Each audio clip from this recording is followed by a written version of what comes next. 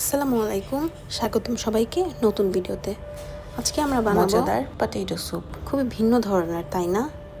তবে স্বাদটা কিন্তু খুবই অতুলনীয় হয়। অবশ্যই বাসায় ট্রাই করে দেখবেন, না খেলে বুঝতেই পারবেন না এটা যে এত টেস্টি হয়। তো শুরুতে আমি এর জন্য 4টি বড় সাইজের আলু কেটে নিচ্ছি।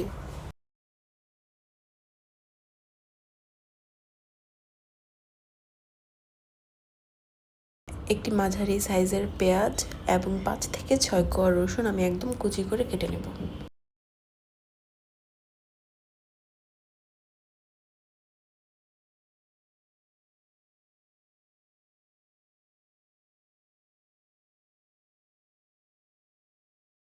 সব কিছু রেডি, চলেন রান্না শুরু করি।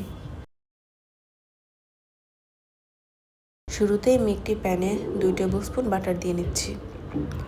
বাটারটা মেল্ট হয়ে গেলে এখানে কুচি করে রাখা রসুন এবং পেঁয়াজটা ভেজে নেব।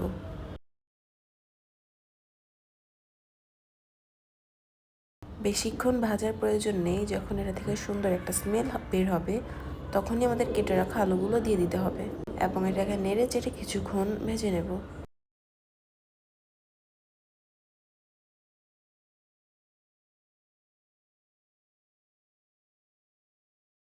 এখানে দিচ্ছি 1 টেবিল স্পুন ম্যাগি সস। এটা ফুলি অপশনাল, এর পরিবর্তে চাইলে সয়া সসও অ্যাড করতে পারেন। প্রায় 5 থেকে 6 মিনিট আমি আলুগুলো ভেজে নিয়েছি। এই পর্যায়ে দিয়ে দিচ্ছি 1 কাপ পরিমাণ পানি এবং 2 কাপ দুধ। এখন এটা ঢেকে ভালো করে আলুগুলো সিদ্ধ করে নিতে হবে।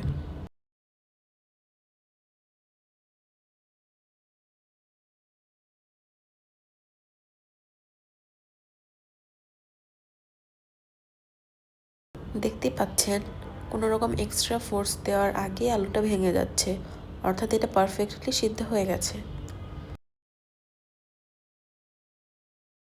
এখন আলুটা নামিয়ে ঠান্ডা হতে রেখে দেব। ঠান্ডা হয়ে গেলে ব্লেন্ড করে স্মুথ একটা পেস্ট করে নিতে হবে।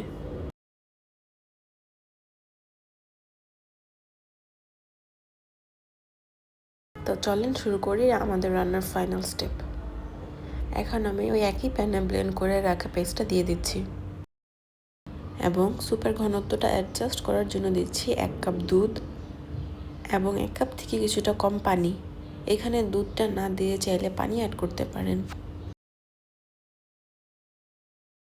দিচ্ছি স্বাদমতো লবণ এবং 1 টিস্পুন পরিমাণে ব্ল্যাক পেপার পাউডার। এখন এটা ভালো করে নেড়ে চেড়ে বলক ওঠার আগ পর্যন্ত রান্না করে নিতে হবে। টেস্ট অ্যাডজাস্ট করার জন্য দিচ্ছি 1 চামচ চিনি। দেখতেই পেলেন খুবই কম মশলায় কি সুন্দর একটি স্যুপ বানিয়ে ফেলছি। এটা কিন্তু খেতে খুবই টেস্টি হয় এবং খুবই ক্রিমি। এই তো আমাদের স্যুপে বলক উঠে গেছে, তার মানে আমাদের রান্না শেষ। এই পর্যায়ে আপনারা চাইলে এক্সট্রা চিজ অ্যাড করতে পারেন, বাট দেখেন চিজ ছাড়াই এটা কতটা ক্রিমি হয়েছে। দেখি মনে হচ্ছে না কতটা টেস্টি হয়েছে। তো বাসায় বানিয়ে খেতে ভুলবেন না এবং আমাকে অবশ্যই জানাবেন আপনাদের কেমন লেগেছে রেসিপিটা। অনেক ধন্যবাদ ধৈর্য ধরে আমার ভিডিওটি দেখার জন্য।